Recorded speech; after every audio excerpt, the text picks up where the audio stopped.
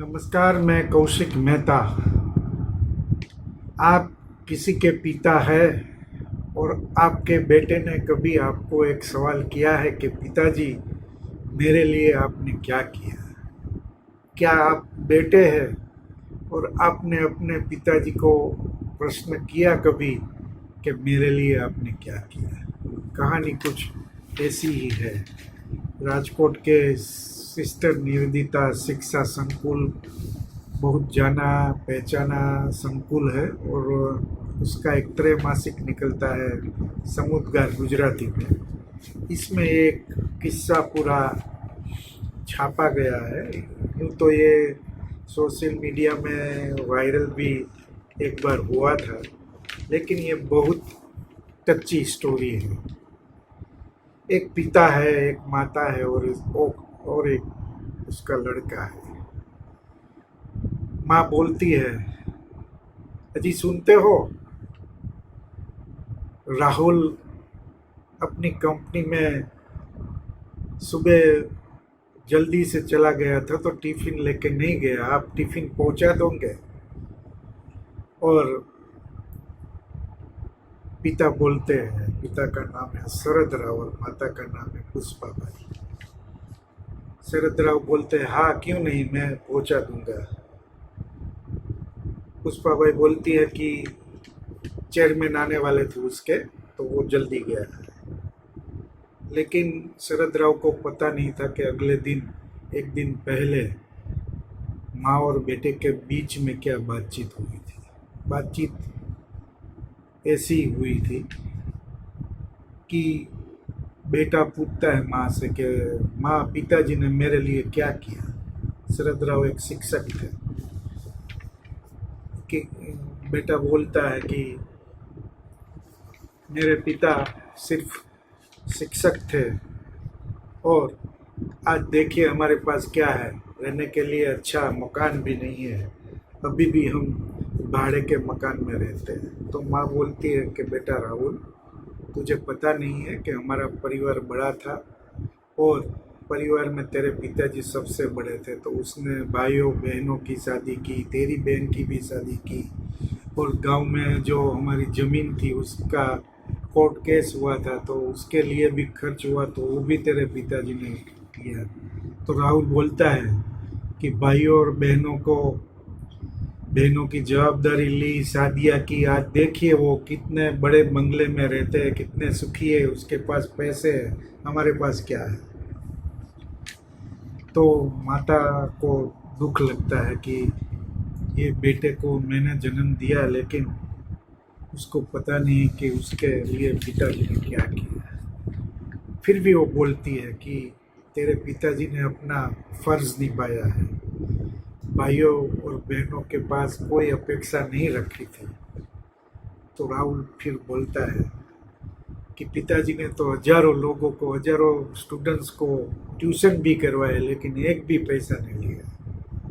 आजकल देखिए ये जो प्राइवेट क्लासेस चलते हैं वो कितनी फी लेते हैं और कितनी बढ़िया गाड़ी में फिरते हैं, रहते हैं बड़े से मकान में। माँ बोलती है, नहीं, तेरे पिताजी का तो सिद्धांत था कि ज्ञान कभी ऐसे नहीं बांटा जाता, इसके लिए पैसा नहीं लिया जाता है। इसीलिए तो तेरे पिताजी की बहुत बड़ी कमाई है, यही कमाई है, कितने पुरस्कार मिले। तो राहुल बोलता है, क्या करे इस पुरस्कार का, इससे कोई पैसा थोड़ा मिलता है, उसको कोई नहीं पूछता। इसमें से इतने में दरवाज़ा नॉक होता है। राहुल दरवाज़ा खोलता है और पिताजी को देखता है। उसको लगता है कि पिताजी ने बात सुनी या नहीं सुनी, लेकिन पिताजी अपने रूम में जाते हैं तो राहुल समझता है कि पिताजी को मालूम। लेकिन इसी बेटे के लिए वो अपनी साइकिल पे जाते हैं। 7 किलोमीटर दूर है, इंडस्ट्रियल एस्टेट में राहुल की ऑफिस है। कड़ी धूप है और इस धूप में वो साइकिल चला के वो बेटे को टिफिन देने जाता है। उसकी सांस फूल जाती है। फैक्ट्री पे वो सिक्योरिटी गार्ड था, उसको बोलते हैं कि ये राहुल पाटिल का टिफिन है, मुझे जाने दीजिए। तो सिक्योरिटी वाला बोलता है कि नहीं, अभी चेयरमैन के साथ मीटिंग चल रही है, वो पूरी हो जाए फिर राहुल साहब बाहर आएंगे, आप इधर खड़े रहिए। तो गेट के बाजू में खड़े होता है। धूप कड़ी थी तो वो वहाँ थोड़ी थोड़े समय के लिए बैठ जाता है कि और राह देखते हैं कि कब मीटिंग पूरी हो और बेटे को वो टिफिन दे। मीटिंग पूरी होती है, चेयरमैन बाहर निकलते हैं और गाड़ी में बैठते बैठते उसकी नज़र शरद राव पाटिल पर पड़ती है। तो उसको लगता है कि ये कुछ जाना पहचाना चेहरा है। बोलते हैं वहाँ कौन बैठा है, सिक्योरिटी गार्ड वालों को पूछता है। तो गार्ड बोलता है कि ये हमारे राहुल सर है ना, उसके पिताजी है, उसका टिफिन लेके आए। तो बॉस बोलता है बुलाओ उसको। राहुल को लगता है कि मर गए यार, क्या होगा क्या नहीं होगा। तो वो क्रोधित हो जाता है, अंदर से डर भी लगता है। गार्ड शरद राव को बुला के लाते हैं और जैसे ही शरद राव बॉस के सामने खड़े रहते हैं, वो बोलता है सर आप तो पाटिल साहब है ना, डीएन हाई स्कूल में आप थे ना। शरद राव बोलते हाँ, आपको कैसे मालूम। अरे साहब, मैं आतिश अग्रवाल आपका स्टूडेंट। और ऐसा बोल के वो उसका चरण स्पर्श करता है। राहुल तो अक्का बक्का रह जाता है, क्या होता है देखता रह जाता है। अरे हाँ हाँ, शरद राव बोलते हैं कि मुझे याद आ गया वो किस्सा। अरे साहब, आप कड़ी धूप में क्यों खड़े थे, अंदर चलिए, कई बातें करनी है आपसे। तो वो ऑफिस में जाते हैं, ऑफिस में जाके अपनी चेयर में शरद राव को बिठाते हैं। तो शरद राव बोलते हैं नहीं नहीं, ये मेरी जगह नहीं है, ये तो आपकी। नहीं पाटिल साहब, आप बैठिए, आपके आपके आपने मुझे पढ़ाया, इसीलिए तो मैं यहाँ तक पहुँचा हूँ, ये आपका हक है, आप प्लीज़ बैठिए। तो शरद राव बैठते हैं कुर्सी पर और सामने वो बॉस बैठते हैं और जनरल मैनेजर और राहुल दोनों को बॉस अपनी बातें सुनाता है कि आपको पता नहीं होगा, लेकिन मैं स्कूल में बहुत अच्छा स्कोर नहीं करता था, पढ़ाई में मैं बहुत वीक था। तो ये डीएन हाई स्कूल में मेरा एडमिशन हुआ था, फिर क्लासेस में गया, लेकिन मुझे पढ़ने में कोई रुचि नहीं थी। तो ऐसे में पता चला कि ये पाटिल साहब है, वो बहुत अच्छे शिक्षक है। तो मेरी माँ उसके पास गई और गिड़गिड़ाई कि आप मेरे बच्चे को पढ़ाए। तो पाटिल साहब के घर में तो जगह नहीं थी, तो वो मेरे घर पे आने लगे। फी की बात हुई तो उसने ना बोल दिया। और आप मानेंगे नहीं, एक वीक भी नहीं हुआ और मुझे इतना इंटरेस्ट आने लगा पढ़ाई में। तो ये पाटिल साहब की वजह से, उसने हर विषय को ऐसी इस तरह से मेरे सामने पेश किया, मुझे सिखाया कि मेरा इंटरेस्ट जग गया। फिर मैं आगे बढ़ता गया, अच्छे मार्क लाने लगा। 10वीं कक्षा में मेरा मेरिट में आया नाम, फिर 12वीं कक्षा में भी मेरिट में आया। फिर मैंने इंजीनियरिंग किया और मैं विदेश जाके एमएस भी किया। तो फिर आके यहाँ पे मैंने अपनी कंपनी खोली और आज आप सब इसमें काम कर रहे हैं। लेकिन ये सब जो यश है उस ये पाटिल साहब को जाता है। पाटिल साहब, आपको मेरा सलाम। वो प्रणाम करता है और उसकी आंखों में आंसू आ जाते हैं। शरद राव की भी आंख नम हो जाती है। फिर बोलता है चेयरमैन कि देखिए, ऐसा शिक्षक आज कहाँ मिलता है। अभी भी वो बोलता है पाटिल साहब, अभी भी वो वही मकान में रहते हैं। तो शरद राव बोलते कि हाँ, मैं वहीं रहता हूँ, भाड़े का मकान है। मेरे पिताजी भी, चेयरमैन बोलते हैं, मेरे पिताजी भी बहुत प्रामाणिक थे, निष्ठा से उसने कामकाज किया और अनीति का एक पैसा नहीं कमाया। तो उसका मैं बेटा हूँ और ये पाटिल साहब का मैं स्टूडेंट हूँ, इसीलिए हम यहाँ तक पहुँचा। तो चेयरमैन को पता लगता है कि नहीं, ये तो अभी भी पाटिल साहब उसी मकान में रहते हैं। तो वो तुरंत बोलता है कि मैं आपको गुरु दक्षिणा देना चाहता हूँ। मेरे पास इस शहर में थोड़े बहुत फ्लैट है, तो इसमें से एक 3 बेडरूम वाला फ्लैट आपको मैं देने वाला।